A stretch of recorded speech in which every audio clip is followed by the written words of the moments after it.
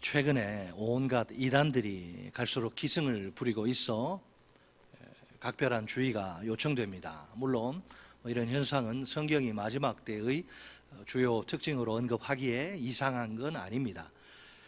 그렇다고 해도 우리가 종말의 때일수록 더욱 건강한 신앙을 추구해야 합니다. 그러면 우리 신앙의 건강을 측정하기에 좋은 지표는 무엇일까요? 그 대표적인 지표는 하나님의 은혜에 대한 깨달음입니다. 무엇이라고요? 하나님의 은혜에 대한 깨달음. 우리에게 향한 하나님의 은혜가 얼마나 크고 놀라운지 깨닫는 것이 중요합니다. 그 은혜는 우리가 그리스도인이 되게 하고 그리스도인으로 살게 하는 능력입니다. 오늘 본문에는 예수님의 한 가지 비유, 곧 선한 포도원 주인의 품꾼의 비유가 아니고요, 선한 포도원 주인의 비유가 나옵니다. 우선 이 비유에서 포도원은 하나님 나라가 이루어지는 현장을 상징합니다. 포도원에서 일하는 일꾼들은 모든 제자들을 가리킵니다. 그들은 하나님 나라에서 그분의 통치를 받으며 그 나라를 위해 섬기는 일꾼들입니다. 이미 성취된 하나님 나라에서 장차 완성될 하나님 나라를 꿈꾸며 일하는 것입니다. 본문 2절을 보면 이제 포도원 주인은 이른 아침에 일용직 일꾼들을 찾아 나섭니다. 이른 아침은 해뜰녘 곧 오전 6시경에 해당됩니다. 주인은 이른 아침부터 온 종일 일할 수 있는 일꾼을 찾으려고 합니다. 여기서 주인은 집 주인을 가리키는데 땅의 소유주입니다. 일꾼들을 발견한 그 주인은 그들의 품삯을 하루 한 데나리온으로 합의합니다. 한 데나리온은 그 당시 일용직 노동자들이 받는 통상적인 하루 품삯입니다. 그런데 본문 3절로 4절에 따르면 땅 주인은 또 다른 일꾼들을 고용합니다. 때는 제3시 곧 오전 9시입니다. 그는 시장에 나가서 할 일 없이 서 있는 사람들을 만납니다. 그들은 동튼지 3시간이 지나도록, 그들이 그렇게 동튼지 3시간이 지나도록 시장에 그렇게 서 있는 이유가 무엇입니까? 왜 집에 못 들어가요? 못 돌아갑니까? 게을러서가 아니라 그 누구에게도 고용되지 못해서입니다. 그들은 하루 벌어 하루 먹고 사는 그런 노동자들이 아닙니까? 누군가에게 고용되어 일을 해야 품삯을 벌어 생계를 유지할 수 있습니다. 만약 고용되지 못하면 하루를 공치는 것이고, 그러면 그날은 그냥 쫄딱 굶어야 합니다. 그러니 차마 빈손으로 집에 들어가지를 못합니다. 고용되기만을 간절히 바라며 계속 시장에 남아있을 수밖에 없습니다. 땅 주인은 이런 그들에게 포도원에 가서 일할 것을 제안합니다.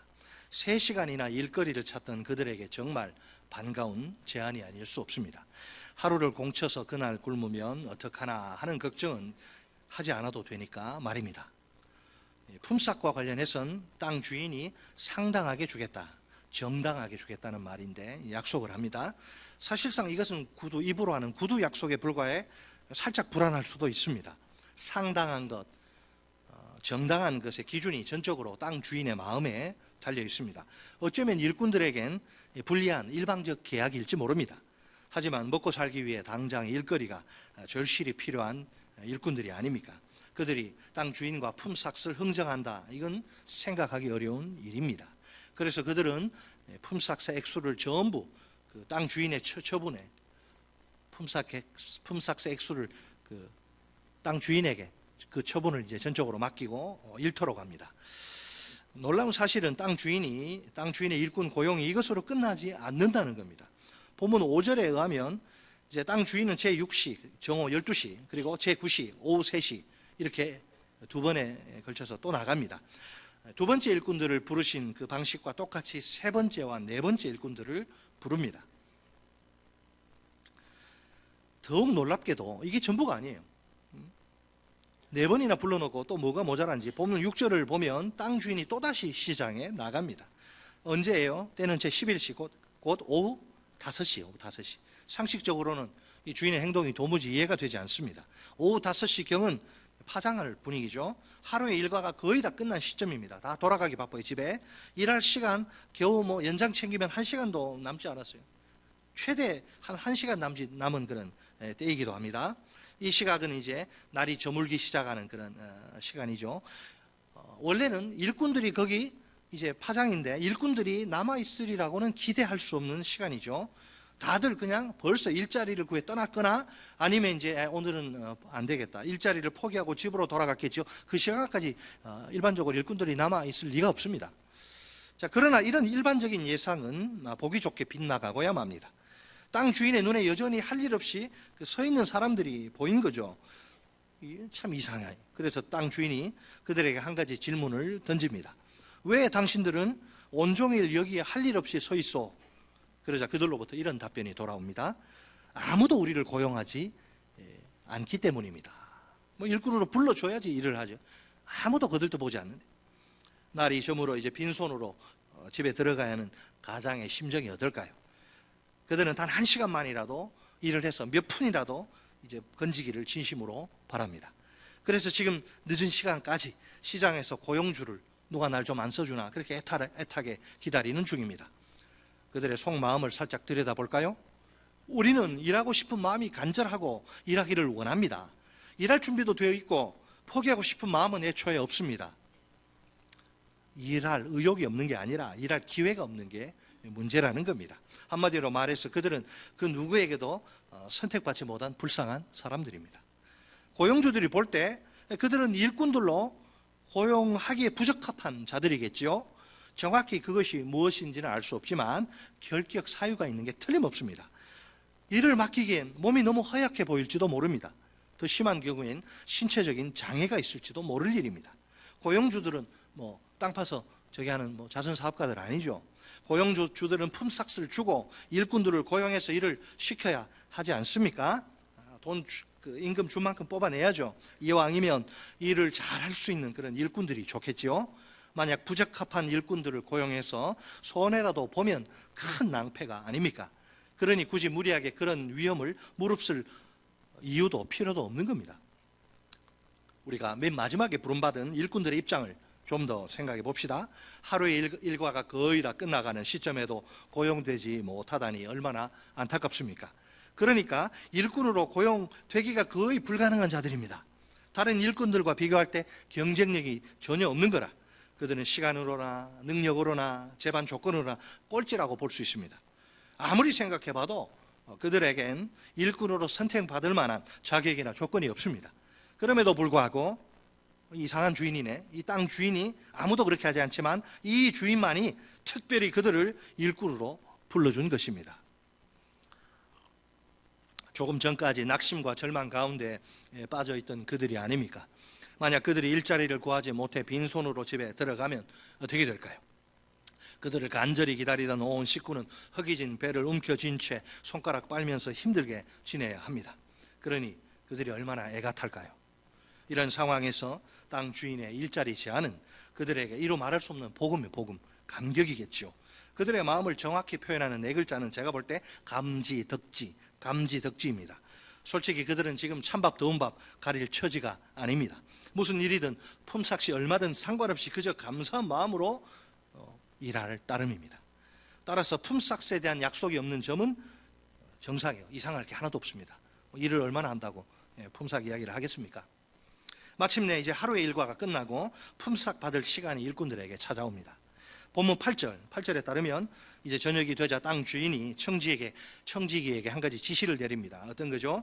일꾼들에게 일한 대로 이제 품삯을 지불하라는 것입니다.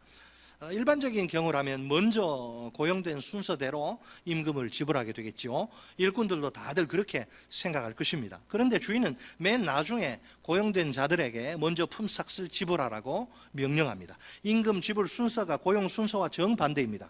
이상하지요? 뭔가 있습니다. 여기 지금 먼저 고용된 일꾼들은 맨 나중에 고용된 일꾼들이 얼마를 받는지 호기심 어린 눈으로 지켜봅니다. 얼마나 받겠어요? 일도 별로 못했는데. 놀랍게도 맨 나중에 고용된 일꾼들이 무려 한 데나리온씩을 받습니다. 그 일꾼들에겐 상상을 뛰어넘는 있을 수 없는 그런 주인의 너그러운 조치입니다. 너무나 절박한 상황에 처한 그들에게 일할 기회를 제공한 주인이 아닙니까? 게다가 주인은 그들에게 품삯을 첫 번째로 받는 특혜를 베풉니다. 또한 1시간밖에 일하지 않은 그들에게 한 데나리온의 엄청난 품삯을 지불합니다. 원래 한 데나리온은 온종일 죽어라 일해야 받을 수 있는 품삯이 아닙니까? 그렇다면 그들이 일한 시간이나 양에 비해서 굉장히 후한, 이 말도 안 되는 품삯입니다. 그들에게 한 데나리온은 과분한 품삯입니다. 어디 가서 절대로 받을 수 없는 품삯이. 이처럼 마지막에 온 자들에게 주인은 자비롭고 관대한 존재입니다. 한편 먼저 온 일꾼들은 이 순간엔 아무런 반응도 보이지 않습니다. 가장 적게 일한 사람이 한 데나리온을 받는 참 놀라운 상황이 아닙니까?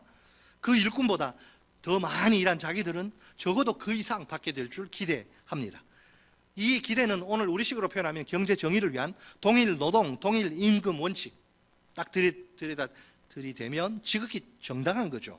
동일 노동, 동일 임금이에요. 경제 논리는, 경제 정의예요. 그게 이 시대. 자, 그러므로 누구도 이런 기대에 부당함을 느끼지는 않습니다. 하지만 현실은 그들의 예상과 딴판으로 전개됩니다. 보면 10절 말씀입니다. 먼저 온 자들이 와서 더 받을 줄 알았더니 그들도 한 데나리온씩 받은지라. 아멘. 자기들과 비교해서 정말 형편없이 일한 그 사람이 한 데나리온 받으니까 우리는 뭐 훨씬 더 아주 강도 높은 그 노동을 오랜 시간 했어요. 우리는 당연히 더 받겠지. 이렇게 이제 지금 생각하다가 그 사람하고 똑같은 한 데나리온만 받은 거예요.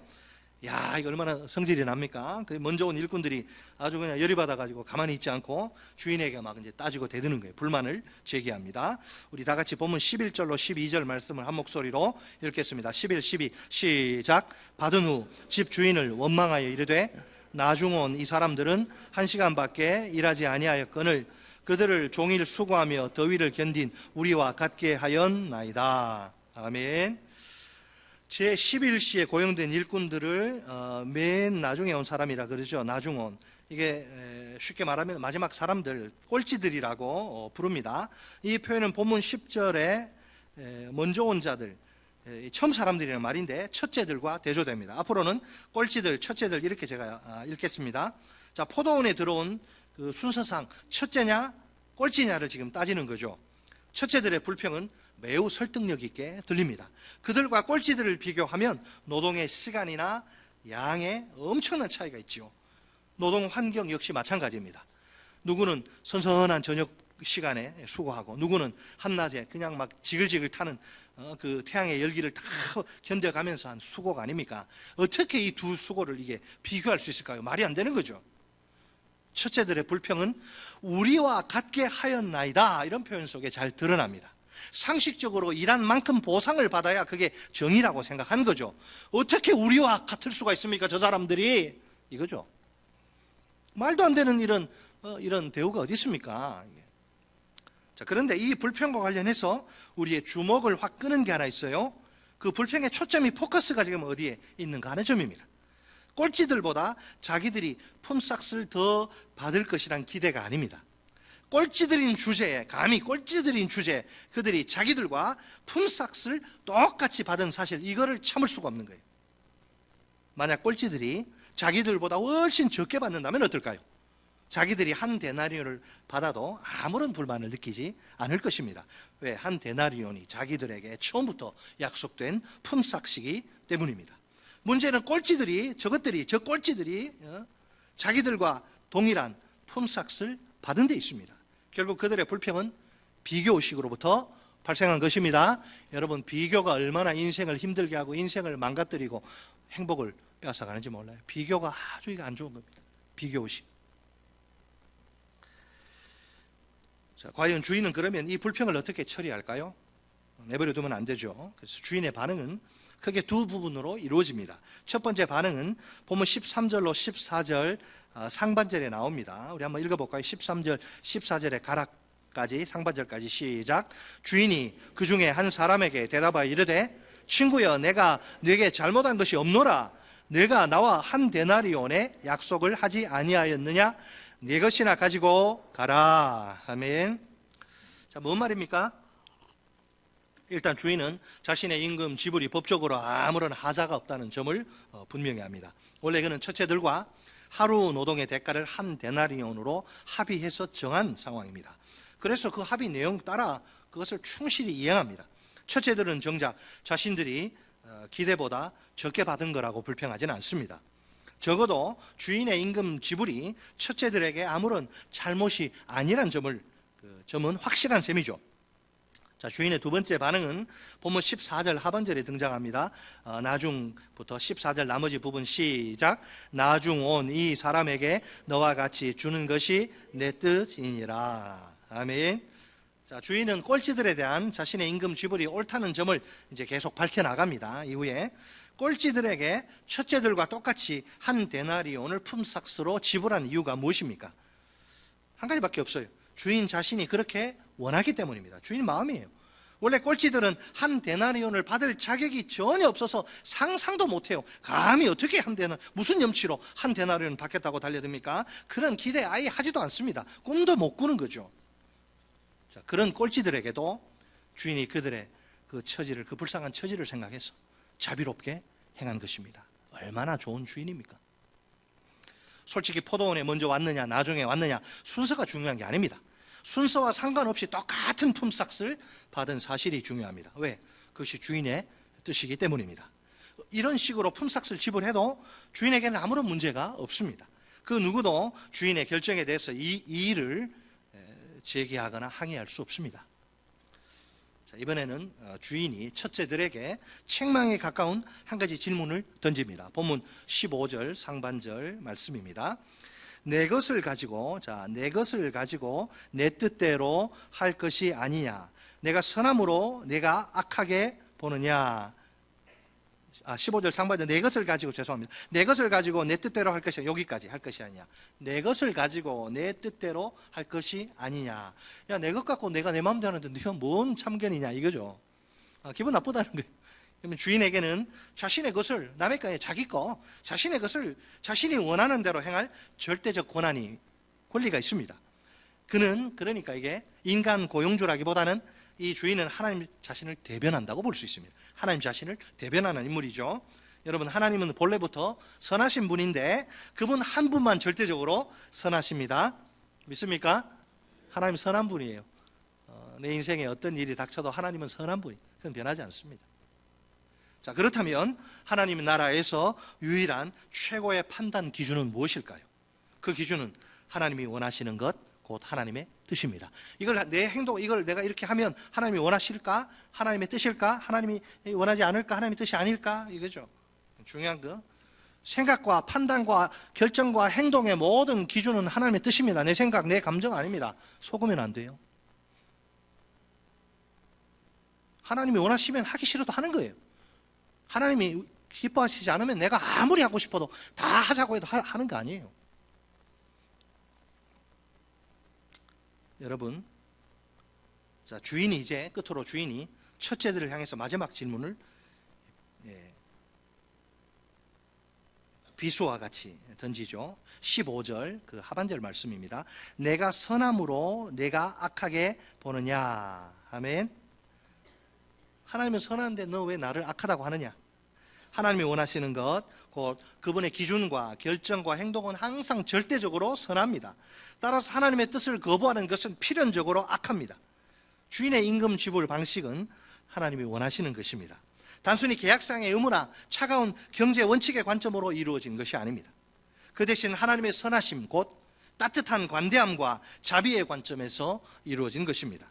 그러니 첫째들은 주인의 임금 지불 방식을 하나님의 선하심의 관점으로 봐야 합니다. 더 이상 자신들의 악한 눈으로 보지 말아야 합니다. 이제 예수님이 이 비유에 결론을 내리십니다. 우리 다 같이 본문 16절 말씀을 한 목소리로 읽겠습니다. 시작. 이와 같이 나중된 자로서 먼저 되고 먼저 된 자로서 나중 되리라. 아멘. 꼴찌가 첫째 되고 첫째가 꼴찌 되리라. 꼴찌들은 시간상 늦게 온 자들, 능력이나 자질이나 조건에 있어서 한참 부족한 자들입니다. 이처럼 자격 없는 자들에게 첫째들의 특권을 부여하는 것이 하나님의 뜻입니다. 이것은 하나님 나라가 얼마나 그분의 풍성한 은혜에 기초하는지에 대한 증거입니다. 과연 첫째들이 꼴찌들이 되는 이유가 무엇입니까? 하나님 나라의 은혜의 보상 원리를 받아들이지 못하기 때문입니다. 마음에 들지 않기 때문에. 여전히 시간과 수고에 정비례하는 세상 경제 원리로 하나님의 보상을 기대하는 겁니다. 그러나 하나님 나라는 적어도 이 비유에서만큼은 하나님의 나라는 그런 세상적인 보상 원리를 따르지 않습니다. 하나님 나라는 처음부터 끝까지 철저히 은혜로 시작해서 은혜로 끝납니다. 은혜의 원리 안에서는 그 누구도 하나님께 자신의 권리를 주장할 수 없습니다. 다른 사람이 받은 은혜에 대해서 어떠니 저쩌니 말하면서 불평할 수 없습니다. 하나님의 은혜가 아니면 그 누구도 영원한 생명을 누릴 수 없기 때문입니다. 결론적으로 천국은 하나님의 주권적인 은혜가 지배하고 통치하는 나라입니다. 이게 결론이에요. 따라서 하십니다. 천국은 하나님의 주권적인 은혜가 지배하고 통치하는 나라다.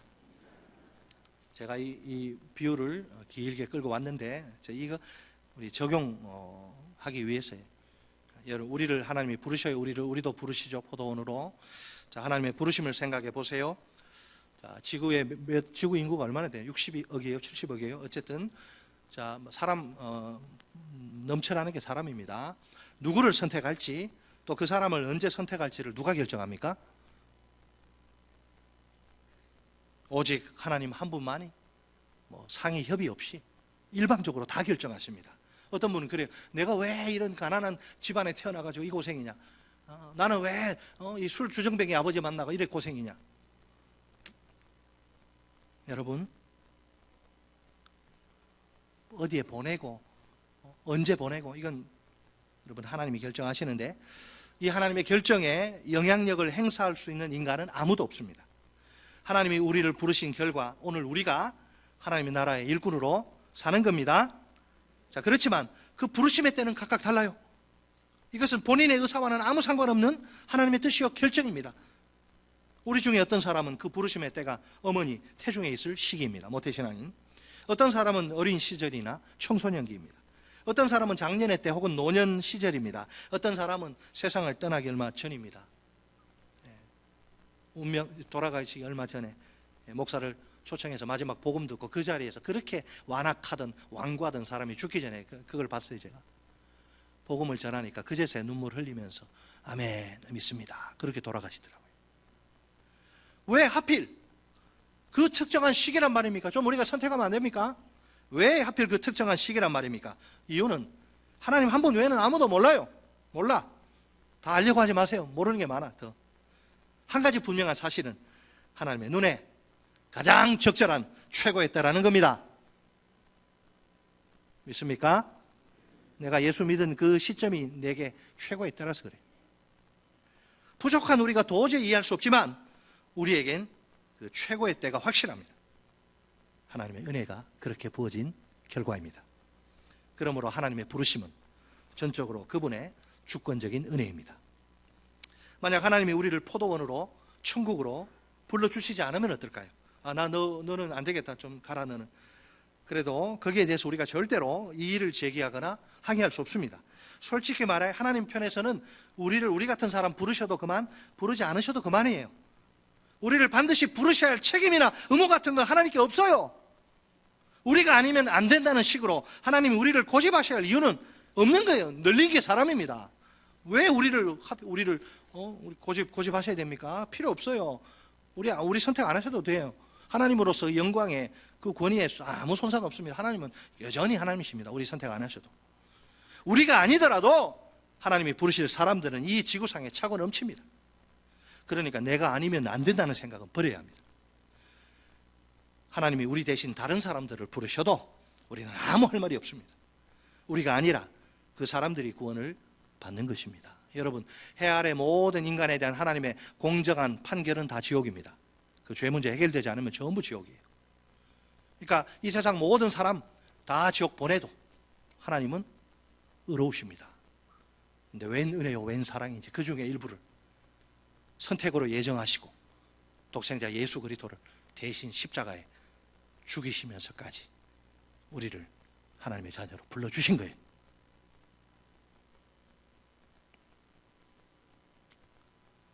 아니, 그러면 이런 질문.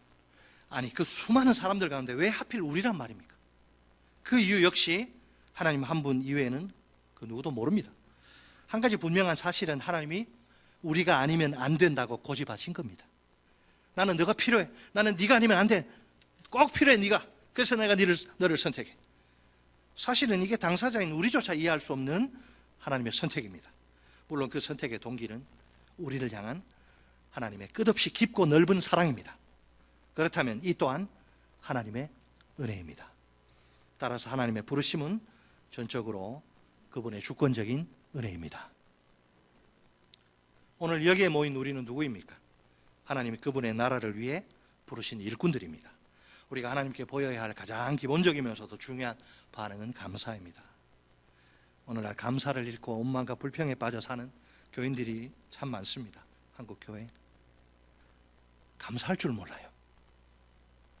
내게 하나님이 부르실 만한 자격이 있다고 생각합니까? 하나님의 나라를 위해서 내가 도대체 무슨 기여를 할 수 있단 말입니까?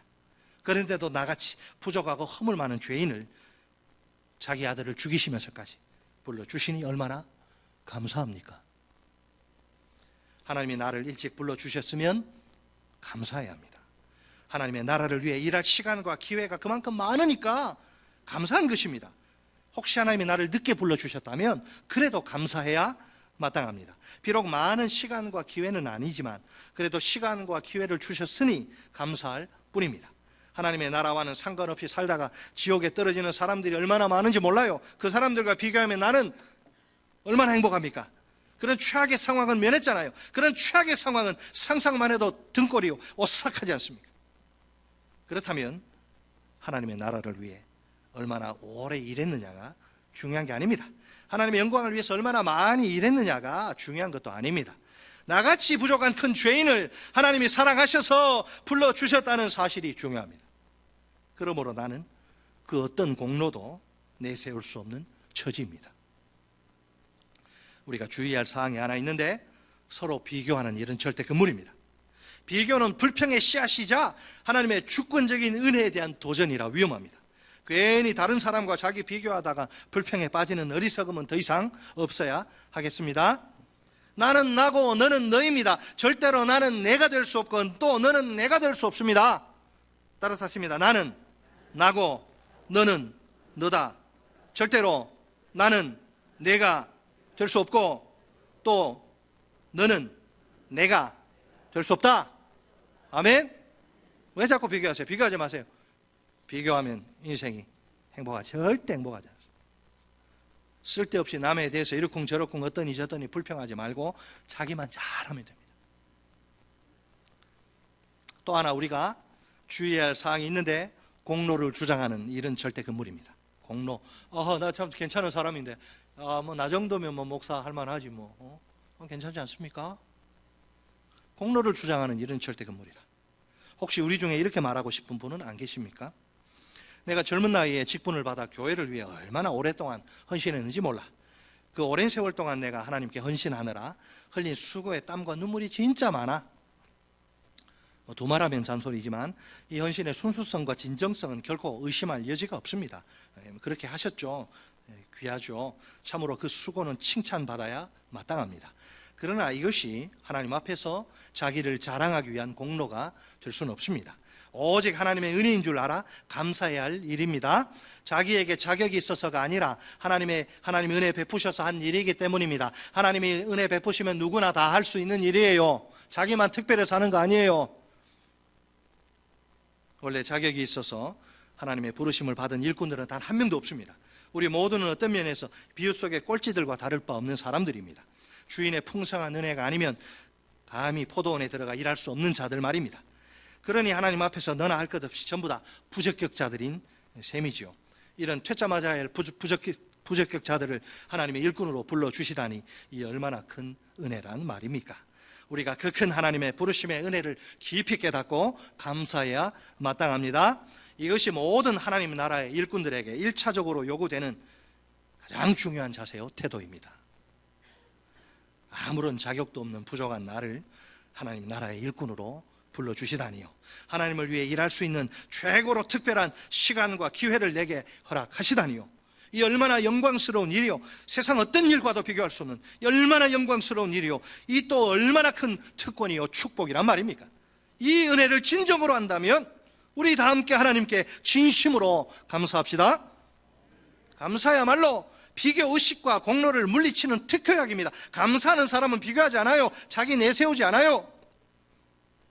오늘 내가 하나님의 나라의 일꾼이 되고 또 일꾼으로 사는 것이 전적인 하나님의 은혜입니다. 천국이 어떤 나라입니까? 천국은 세상 나라하고 다릅니다. 천국은 하나님의 주권적인 은혜가 지배하는, 통치하는 나라입니다. 늘 하나님의 은혜를 기억하고 감사하며 삽시다. 어떤 경우에라도 서로 제발 비교하지 말고 공로를 주장하지도 맙시다. 마지막으로 우리 다 함께 이렇게 한 목소리로 외쳐볼까요? 저를 따라서 아무 자격 없는 저를 하나님의 나라의 일꾼으로 불러주셔서 감사합니다.